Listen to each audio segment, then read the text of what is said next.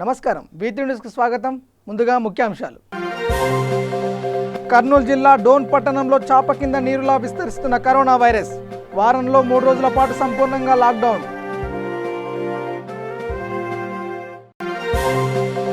చిత్తూరు జిల్లా వెంకటాపురం పొదలపల్లి గ్రామ ప్రజల మధ్య ఘర్షణ. పరిస్థితిని అదుపులోకి తెచ్చిన పోలీసులు.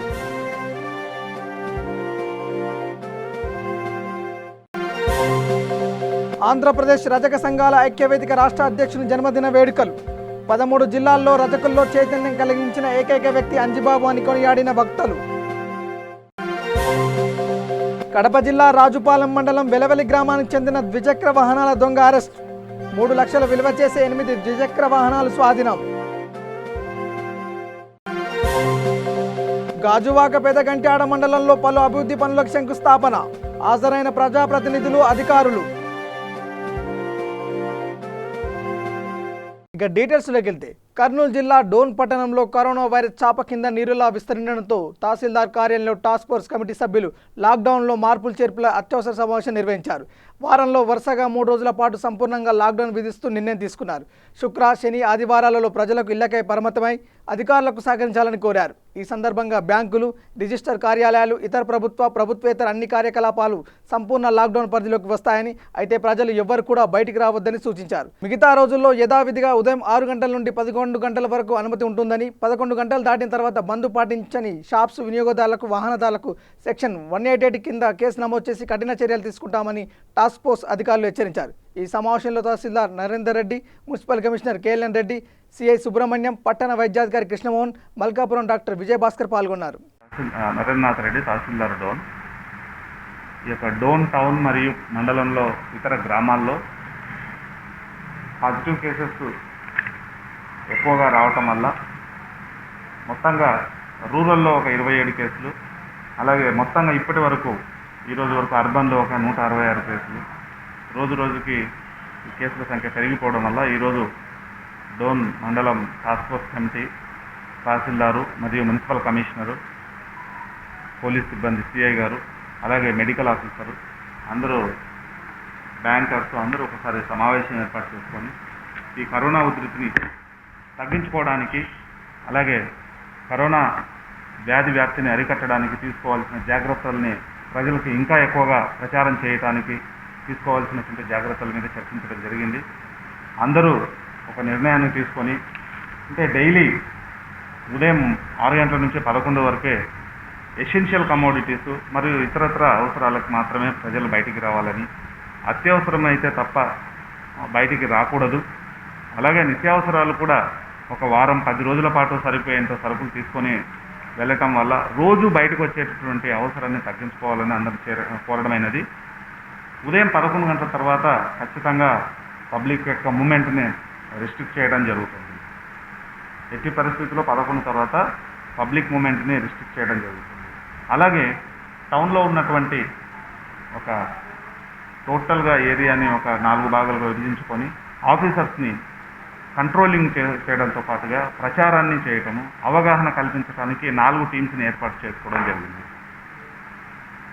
నిన్న మొన్న మెడికల్ ఆఫీసర్స్ మరియు మున్సిపల్ కమిషనర్ ద్వారా మేము చర్చించుకున్నట్టు విషయాల్లో చాలా వరకు కూడా ఒక కేసు పాజిటివ్ వచ్చిందంటే ఆ చుట్టుపక్కల ఇళ్ళ వాళ్ళు అవగాహన లోపం వల్ల కలిసి తిరగటము, ప్రైమరీ కాంటాక్ట్స్ కలిసి తిరగటం ద్వారా ఎక్కువగా స్ప్రెడ్ అవుతున్నట్టు మనము గమనించడం జరిగింది. కాబట్టి అందరికీ రిక్వెస్ట్ ఏంటంటే, ఒక పాజిటివ్ కేసు వచ్చినప్పుడు అతని యొక్క ప్రైమరీ కాంటాక్ట్స్ స్వతహాగానే అందరూ వారికి సెల్ఫ్గా వాలంటీర్గా హోమ్ ఐసోలేషన్లో ఉండిపోవాలని అందరినీ రిక్వెస్ట్ చేస్తున్నాము. అలాగే ఎటువంటి సంకోచం లేకుండా లక్షణాలు బయటపడ్డ వెంటనే డాక్టర్స్కి సంప్రదించండి, లేదా టాస్క్ ఫోర్స్ టీంలో ఎవరికి చెప్పినా కూడా ఇమ్మీడియట్గా వారికి టెస్ట్ చేయించడానికి మేము చర్యలు తీసుకోవడం జరుగుతుంది. అట్లాగే ఈ యొక్క బ్యాంకులు, RTC employees, sub register office దగ్గర ఎక్కువగా గమికూడేటటువంటి అవకాశాలు ఉన్నాయి, గమనిస్తున్నాము. చిత్తూరు జిల్లా ఎస్ఆర్పురం మండలం వెంకటాపురం గ్రామంలో ప్రతిరోజు వాలీబాల్ ఆట ఆడుతుంటారు. వెంకటాపురం పొదలపల్లి గ్రామ యువకులు వాలీబాల్ ఆట ఆడగా పొదలపల్లి గ్రామస్తులపై వెంకటాపురం గ్రామస్తులు 6 సార్లు గెలుపొందారు.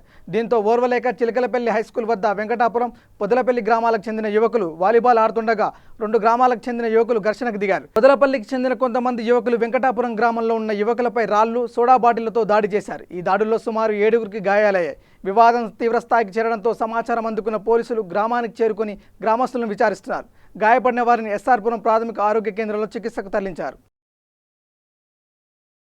కర్నూలు జిల్లా ఆళ్లగడ్డ పట్టణంలో కరోనా మహమ్మారి విజృంభించడంతో అవగాహన కల్పించడానికి పట్టణ ఎస్ఐ రామరెడ్డి, సిఐ సుబ్రహ్మణ్యం రంగంలోకి దిగారు. ఈ సందర్భంగా వారు మాట్లాడుతూ ప్రజలు అప్రమత్తంగా ఉండాలని తెలిపారు. అదేవిధంగా అత్యవసర పని ఉంటే తప్ప బయటికి రావద్దని సూచించారు. ఉదయం నుంచి 11 గంటల వరకు మాత్రమే షాపులు తెరిచి ఉంచాలని, తర్వాత మూసివేయాలని సూచించారు. అదేవిధంగా ఈ ఆదివారం నుంచి పూర్తిగా 1 వారం రోజుల పాటు లాక్డౌన్ విధిస్తున్నట్లు తెలియజేశారు.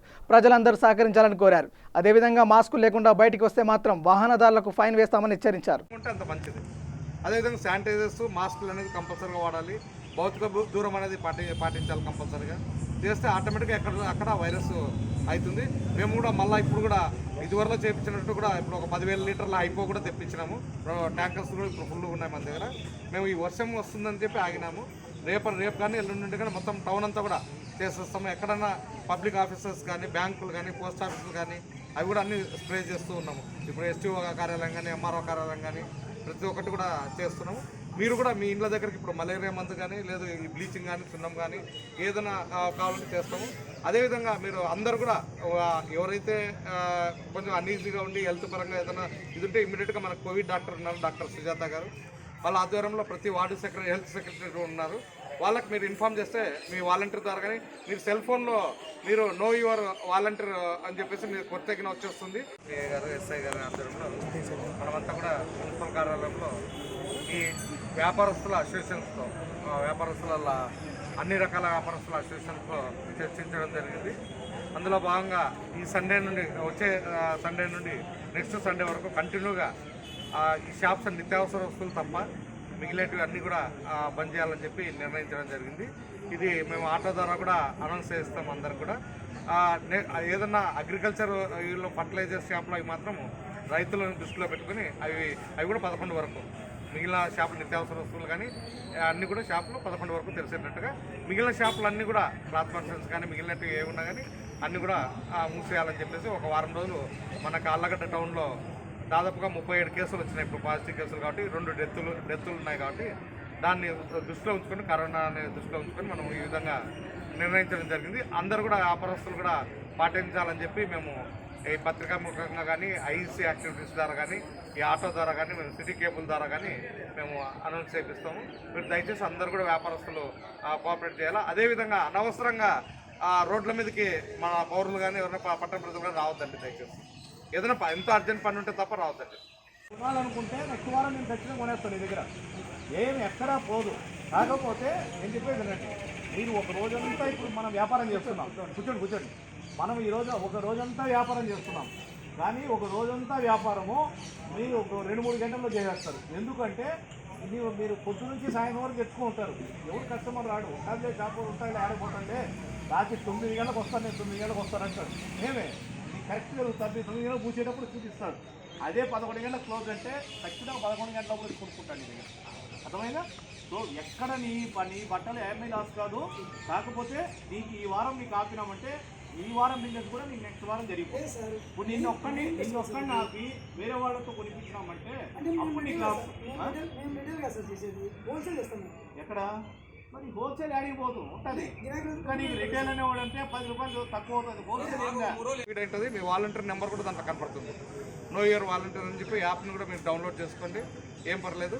అదేవిధంగా హోమ్ క్వారంటైన్లో ఉండొచ్చు. అది ఒక భయపడొద్దండి. ఎవరు కానీ ఆ వ్యాధిని అనేది దాచిపెట్టకూడదు. అది ఏదైనా సస్పెక్టివ్ ఉంటే కన్నా మీరు చేసుకొని హోమ్ క్వారంటైన్లో ఉండడానికి కూడా ఇప్పుడు ఒక గవర్నమెంట్ పర్మిషన్ ఇచ్చేస్తుంది. కొంతమంది ఏం చేస్తారు, అక్కడ పోతే కన్నా సరిగా ఫుడ్ పెట్టరేమో, హెల్త్ పరంగా చూడరేమో. అదేవిధంగా ఇప్పుడు త్వరలో కూడా మనకి కిట్లు వస్తున్నాయి. అంటే మనం సెల్ఫ్గా చెక్ చేసుకొని ట్యాబ్లెట్స్ వేసుకొని కానీ హోమ్ కిట్ ఇచ్చేస్తారు. అంటే 1 వీక్ 10 డేస్ కూడా ట్యాబ్లెట్స్ వస్తాయి. ఏం ప్రాబ్లం లేదు. కాబట్టి భయపడకుండా ధైర్యంగా ఉంటే కన్నా అందరం కూడా ఈ కరోనా నుండి మన ఆళ్లగడ్డ పట్టణాన్ని కాపాడుకుంటామని చెప్పి ఈ సందర్భంగా తెలియజేస్తూ అందరూ సహకరించారు పట్టణ ప్రజలు. ఆంధ్రప్రదేశ్ రజక సంఘాల ఐక్యవేదిక రాష్ట్ర అధ్యక్షుడు పాతపాటి అంజబాబు జన్మదిన వేడుకలు బాపట్లలోని జ్యోతిరావు పూలే విగ్రహం వద్ద ఘనంగా నిర్వహించారు. ఐక్యవేదిక యూత్ అధ్యక్షుడు ఉప్పల గోపినాథ్ ఆధ్వర్యంలో కేక్ కట్ చేసి శుభాకాంక్షలు తెలిపారు. ఈ కార్యక్రమంలో ముఖ్య అతిథిగా చేజర్ల సతీష్ హాజరై మాట్లాడుతూ 13 జిల్లాలలో రజకుల్లో చైతన్యం కలిగించిన ఏకైక వ్యక్తి అంజిబాబు అని కొనియాడారు. ఈ కార్యక్రమంలో రజక నాయకులు కొండపాటూరు అనిల్, లాయర్ నటరాజ్, శ్యామ్ కుమార్ తదితరులు పాల్గొన్నారు. బాబా గారి విగ్రహం ఎదురు జరుపుకోవడం చాలా సంతోషకరంగా ఉంది.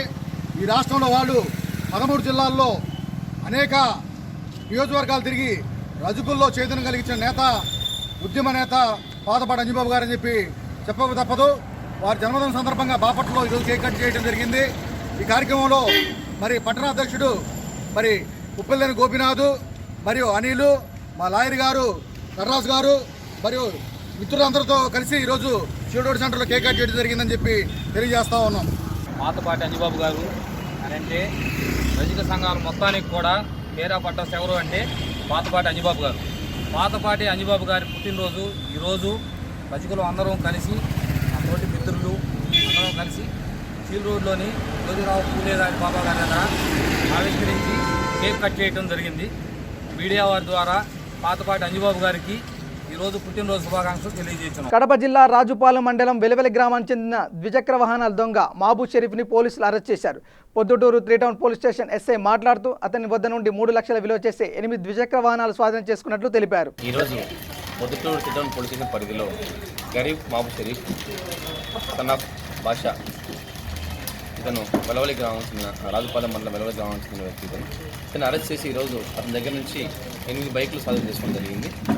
గత నెల 30వ తారీఖున జూన్ 30వ తారీఖున మనకు రాబడిన ఫిర్యాదు మేరకు ఆంధ్రప్రదేశ్ గ్రామీణ బ్యాంక్ దగ్గర పెట్టిన తన బైక్ని దొంగతనం చేసి జరిగిందని చెప్పేసి రామకృష్ణ అనే అతను మనకు కంప్లైంట్ చేయడం జరిగింది. అలాగే రామకృష్ణతో పాటు మరికొంతమంది బ్యాంకుల వద్ద పెట్టిన బైకులు, అలాగే 2 టౌన్ పరిధిలోని గవర్నమెంట్ హాస్పిటల్ దగ్గర పెట్టిన బైకులు దొంగతనం జరిగాయని ఫిర్యాదులు రావడంతో 2 టౌన్లోనూ మరియు 3 టౌన్లోనూ ఫిర్యాదులు నమోదు చేసి కేసులు నమోదు చేయడం జరిగింది. ఇవి వరుసగా దొంగతనాలు జరగడంతో వీటిపై ప్రత్యేకంగా ఒక టీంను ఫామ్ చేయడం, మన ఎస్డిపిఓ డిఎస్పీ గారి ఆధ్వర్యంలో ఒక ప్రత్యేకమైన బృందాన్ని ఏర్పాటు చేసి సీసీ ఫుటేజ్ మరియు రకరకాల ఆధారాలతో మనము దీన్ని అరెస్ట్ చేయడం జరిగింది. ఇతని నుంచి 2 టౌన్ పరిధిలోని 2, అలాగే 3 టౌన్ పరిధిలో 4, 1 టౌన్ పరిధిలో 1 బైకు, మొత్తం 8 బైకులు స్వాధీనం చేసుకోవడం జరిగింది. ఇతన్ని ఈరోజు రిమాండ్ పంపించడానికి, అలాగే దీంతో పాటు ఇంకా ఎవరైనా ముఠాల వ్యక్తులు ఉన్నారని మన బృందం గాలిస్తుంది. ఎక్కడ దొంగతనం జరిగిన బైకులన్నీ కూడా స్వాధీనం చేసుకోగలుగుతాం. చిత్తూరు జిల్లా కుప్పం రైల్వే స్టేషన్ సమీపంలో రైలు కింద పడి ఓ వ్యక్తి ఆత్మహత్య చేసుకున్నాడు. కుప్పం రైల్వే స్టేషన్కు 100 మీటర్ల దూరంలో రైలు కింద పడి ఆత్మహత్య చేసుకున్నాడు. సంఘటన స్థలానికి చేరుకున్న పోలీసులు మృతుడిని కుప్పం నియోజకవర్గం కొత్తపేట రామ్నగర్ కాలనీలో నివాసం ఉండే నరేష్గా గుర్తించారు. అతని వయస్సు 28 సంవత్సరాలు. ఇతన్ని అమాలి పనిచేసేవాడిని తెలిపారు. కేసు నమోదు చేసి దర్యాప్తు చేస్తున్నారు. గుంటూరు జిల్లా పొన్నూరు పట్టణంలోని 6వ వార్డులోని ఓ ఇంటిలో అక్రమంగా నిర్వహించిన మద్యం బాటిళ్లను అధికారులు స్వాధీనం చేసుకున్నారు. ఈ కేసులో పొన్నూరు మండలం ఆలూరుకు చెందిన జంగ వరప్రసాద్ అనే యువకుని అరెస్ట్ చేశారు. ఎక్సైజ్ శాఖ సూపరింటెండెంట్ ఎస్ బాలకృష్ణన్ విలేకరుల సమావేశంలో మాట్లాడుతూ అక్రమ మద్యం కలిగి ఉన్నారన్న సమాచారం మేరకు పొన్నూరు మండలం ఆలూరుకు చెందిన జంగ వరప్రసాద్ అనే వ్యక్తిని అదుపులోకి తీసుకుని విచారించగా పొన్నూరు పట్టణంలోని 6వ వార్డులో ఒక గృహంలో మద్యం నిల్వలు ఉంచినట్లు తెలిపాడన్నారు. ఈ మేరకు ఎక్సైజ్ అధికారులు సిబ్బందితో పాటు దాడి చేసి 720 క్వార్టర్స్ మద్యం బాటిల్ స్వాధీనం చేసుకున్నట్టు తెలిపారు. ఈ కేసులో నిందితుడు జంగ వరప్రసాద్ను అరెస్ట్ చేసి మిగిలిన వ్యక్తుల కోసం గాలిస్తున్నట్లు ఆయన తెలిపారు. స్వాధీనం చేసుకున్న మద్యం విలువ సుమారు 2,50,000 వరకు ఉంటుందని ఆయన పేర్కొన్నారు. ఒక వరప్రసాద్ అనేటువంటి వ్యక్తి దగ్గర ఒక 3 బాక్సులు ప్లస్ 2 వీలర్ని సీజ్ చేయడం జరిగింది. తదుపరి ఇన్వెస్టిగేషన్లో స్టాక్ పాయింట్ ఇక్కడ ఉందని అంటే అక్కడ నుంచి అందరం ఇక్కడికి వచ్చాము. ఇందులో వచ్చి 11 మ్యాన్సన్ బాక్సులు ఉన్నాయి, 4 ఇంపీరియల్ బ్లూ ఉంది, మొత్తం 18 బాక్సులు రికవర్ చేసాం. ఇక్కడ 15 ప్లస్ అక్కడ రికవర్ చేసింది గుంటూరులో 3, మొత్తం 18. ఇందులో ఒక 2 ముద్దాయిలను అరెస్ట్ చేసాం ఇప్పటికీ. ఇందులో మేడ్చర్ల డిపో నుంచి సప్లై చేసినటువంటి మంజీరా వైన్స్ షాప్ నుంచి సరఫరా చేయబడింది. ఇది వేరే ట్యాప్తో చెక్ చేస్తే అది తెలిసింది మాకు. ఆ షాప్ ఓనర్ని ఇన్వాల్వ్ చేయడం జరుగుతుంది. హైదరాబాద్ నుంచి ఒక టాటా ఏస్లో ఈ సరుకు 25 రోజుల క్రితం ఇక్కడికి వచ్చింది అనేటువంటిది ముద్దాయి చెబుతున్నటువంటి సమాచారం. ఈ టాటా సుమో వాహనాన్ని ప్లస్ ఆ టాటా సుమో యజమాని ఎవరైతే తీసుకొచ్చాడో మద్యాన్ని అతన్ని కూడా ఇన్వాల్వ్ చేయడం జరుగుతుంది. ఈ కేసులో ఇంకా ఆ టాటా యజమాని ప్లస్ షాపు లైసెన్సీని కూడా త్వరలో అరెస్ట్ చేయడం జరుగుతుంది. ఇతర రాష్ట్రాల నుంచి వచ్చేటువంటి ఎన్డీపీఎల్గా నాన్ డ్యూటీ లిక్కర్ కావచ్చు, లేదు లోకల్గా ఏదైనా తయారయ్యేటువంటి మద్యం కావచ్చు, దేనైనా కానీ కఠినంగా చర్యలు తీసుకోవడం జరుగుతుంది. ప్రభుత్వం నిర్దేశించినటువంటి బాధ్యతలని ఖచ్చితంగా ప్రభుత్వం ఆశించినంత మేరకు మేము శాయశక్తుల కృషి చేసి ప్రభుత్వ విధానాన్ని సఫలీకృతం చేయడానికి సిబ్బందితో సహా అధికారులందరూ సిద్ధంగా ఉన్నాం. చిత్తూరు జిల్లా రేణిగుంట మండలం గాజులమన్యం గ్రామంలోని అరిజనవాడలో వర్షాకాలం వస్తే పరిసరాలు దుర్భరంగా మారుతున్నాయి. దీంతో ప్రజలు విషజ్వరాల బారిన పడుతున్నారు. ఈ పరిస్థితిపై గాజులమన్యం గ్రామస్తులు స్పందిస్తూ వెంటనే అధికారులు చర్యలు తీసుకోవాలని కోరుతున్నారు. గాజులమన్యం కాలనీ గ్రామ దుస్థితి ఇది. ప్రతిరోజు వర్షాకాలంలో నీళ్లు రోడ్డు నిండా నిండడం, చెరువుని తరపించడం జరుగుతుంది. ఇద్దరికి మలేరియా జ్వరం కూడా వచ్చి ఇబ్బంది పడుతున్నారు. శ్రీకాళహస్తి పురపాలక సంఘ పరిధిలో గల వైద్యశాలలో పనిచేస్తున్న ఓ ప్రభుత్వ వైద్యుడు కరోనా పాజిటివ్ వచ్చింది. కోవిడ్ లక్షణాలు ఉన్నాయన్న అనుమానంతో 4 రోజుల కిందట ఈ వైద్యుడు తిరుపతికి వెళ్లి కరోనా పరీక్షలు చేయించుకున్నాడు. ఆ వైద్యుడు కరోనా పాజిటివ్ ఉన్నట్టు తేలింది. ఇక శ్రీకాళహస్తి ప్రభుత్వ ఏరియా ఆసుపత్రిలో పనిచేసే ఓ స్టాఫ్ నర్సుకు కరోనా పాజిటివ్ నిర్ధారణ అయింది. ఇటీవల కాన్పు కోసం వచ్చిన ఓ గర్భిణికి పాజిటివ్ ఉన్నట్లు తేలింది.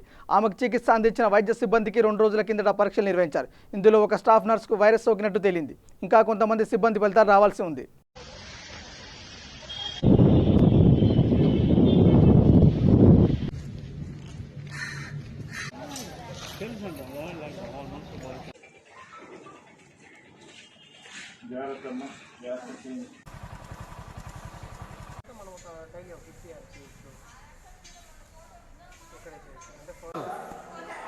మిషన్ ఒకటి వచ్చినది కదా ఈరోజు.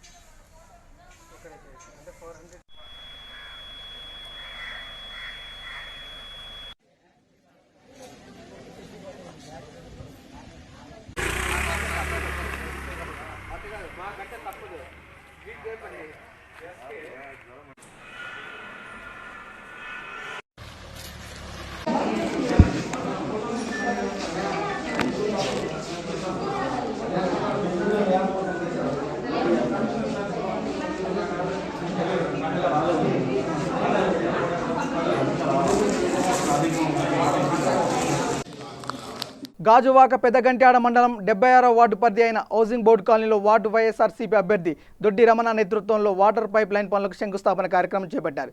ఈ కార్యక్రమానికి ముఖ్య అతిథిగా గాజువాక శాసనసభ్యులు తిప్పల నాగిరెడ్డి పాల్గొని ప్రారంభించారు.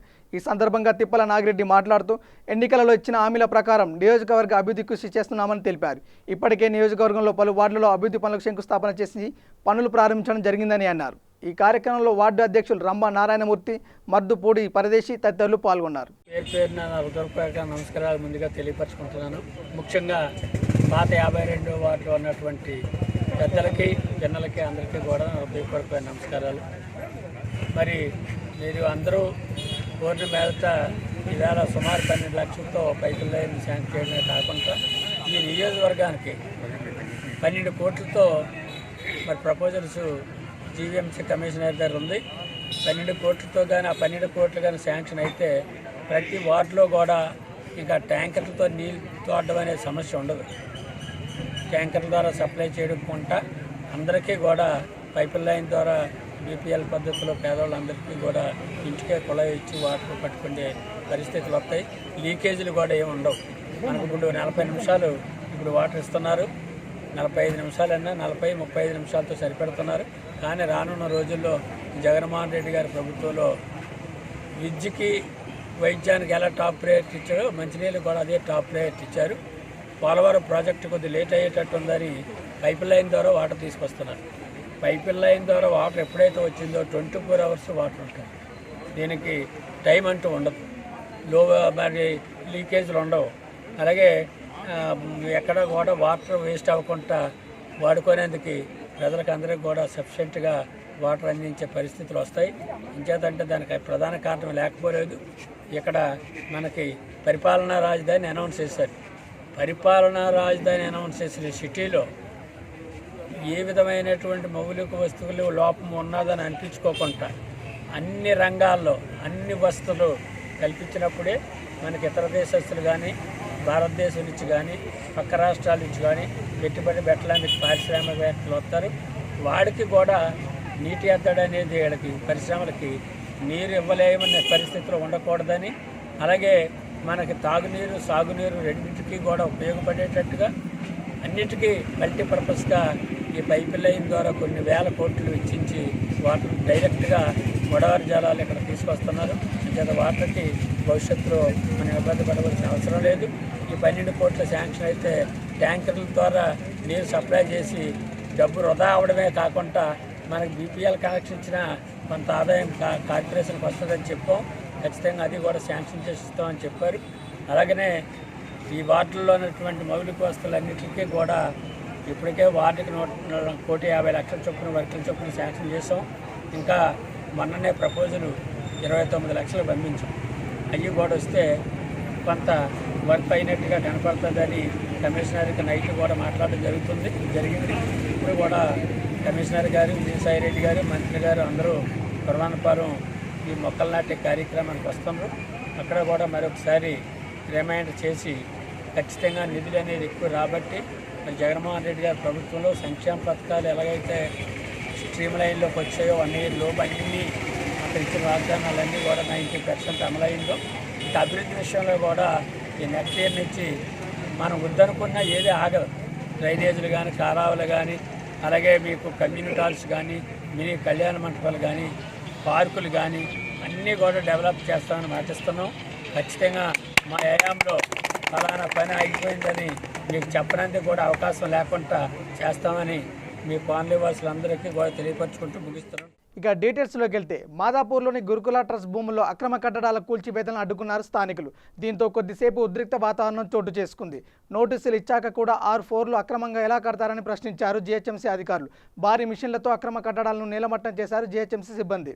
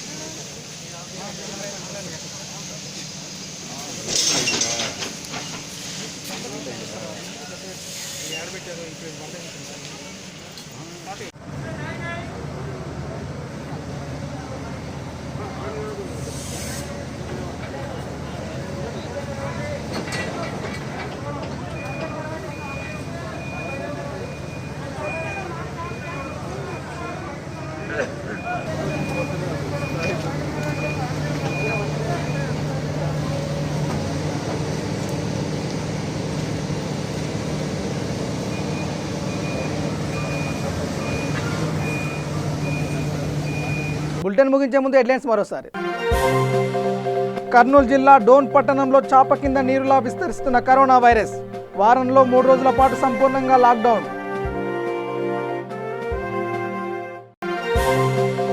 చిత్తూరు జిల్లా వెంకటాపురం పొదలపల్లి గ్రామ ప్రజల మధ్య ఘర్షణ. పరిస్థితిని అదుపులోకి తెచ్చిన పోలీసులు.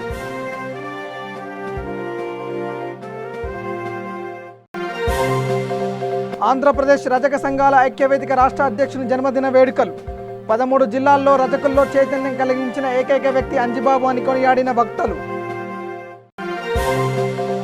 కడప జిల్లా రాజుపాలెం మండలం వెలవెలి గ్రామానికి చెందిన ద్విచక్ర వాహనాల దొంగ అరెస్ట్. 3 లక్షల విలువ చేసే 8 ద్విచక్ర వాహనాలు స్వాధీనం. గాజువాక పెదగంట్యాడ మండలంలో పలు అభివృద్ధి పనులకు శంకుస్థాపన.